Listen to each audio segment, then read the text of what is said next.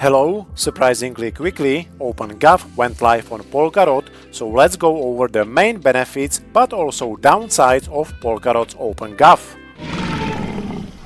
So just 7 months after OpenGov arrived to Kusama, OpenGov went live also on Polkadot. And on Kusama, over the past 6 months, over 200 proposals have been submitted, which is 4 times more compared to the first 6 months last year. OpenGov means that the entire governance of Polkadot network is now solely in hands of DOT token holders. So all future technical upgrades, such as runtime upgrades, and all treasury proposals will no longer be decided by the Council and Technical Committee, but will be solely decided by DOT holders who decide to actively participate in on-chain voting on referenda. On Polkadot Wiki there is a nice comparison of the old version of governance called Governance V1 versus OpenGov. Essentially, OpenGov is supposed to be more democratic, fair, agile and most importantly much more decentralized than Governance V1. The arrival of OpenGov on Polkadot will likely have a significant impact on the Polkadot treasury that is currently sitting at 46 million DOT worth of $215 million.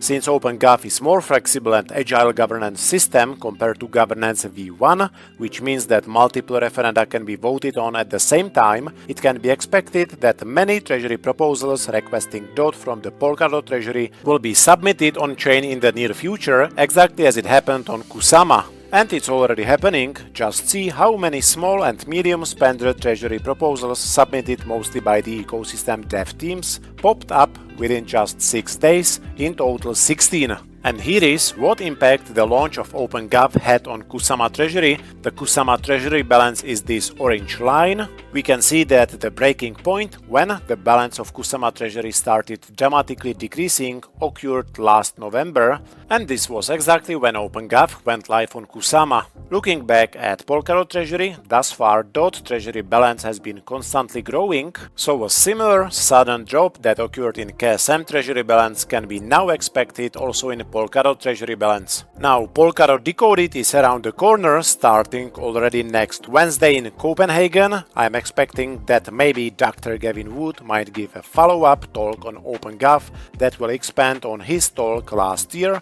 I would love to hear his evaluation of that half a year during which OpenGov has been live on Kusama, also the future direction where OpenGov is headed to, and also what will be the efforts to stimulate a higher participation in OpenGov and overall a greater turnout. My view is that OpenGov is in its very early stage, so it only makes sense it's not the perfect governance model yet. OpenGov is amazingly transparent and secure on-chain tool to govern the blockchain network, in a sense that if a proposal is accepted by the community token holders, it's automatically executed after the enactment period has passed. And most importantly, given that voting on referenda takes place on-chain, voting and referendum result can't be tampered with, hence the community does not need to trust this voting system. However, to balance my subjective evaluation of OpenGov out, there are also some apparent downsides of the current form of OpenGov, which the community could witness on Kusama over those 6 months. I see 4 main issues of OpenGov in its current form: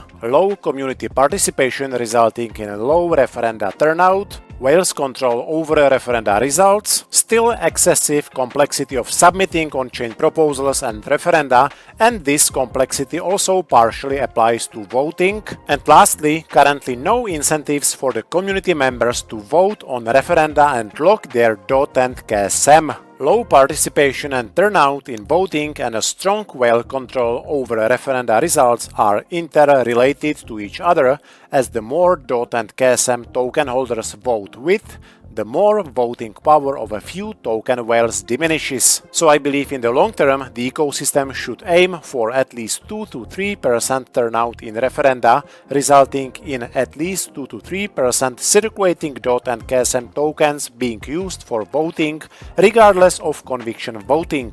The complexity of submitting an on-chain proposal and the complexity of simply voting might also discourage some community members from participating in OpenGov, And this no incentives for voting issue is partially related to this first and second issue that I've mentioned. My reasoning is that the vast majority of token holders simply need to be somehow incentivized to actively vote on referenda with their tokens, because even without conviction voting, their DOT and KSM are still being locked till the end of the decision period of a referendum, which lasts 14 days on Kusama and 28 days on Polkadot. Dr. Gavin mentioned potential incentives for participation in voting last year at Polkadot Decoded, so an update on this could be provided very soon. Incentives for voting might result in a higher referenda turnout, which would lower voting power of DOT and KSM whales, hence it would make the results of referenda more acceptable for the community as well as for proposal proponents. And that way OpenGov would become truly decentralized. So I believe a constantly growing voting participation and turnout will be one of the main goals for the future years of OpenGov. I'm very curious about your thoughts. See you next time.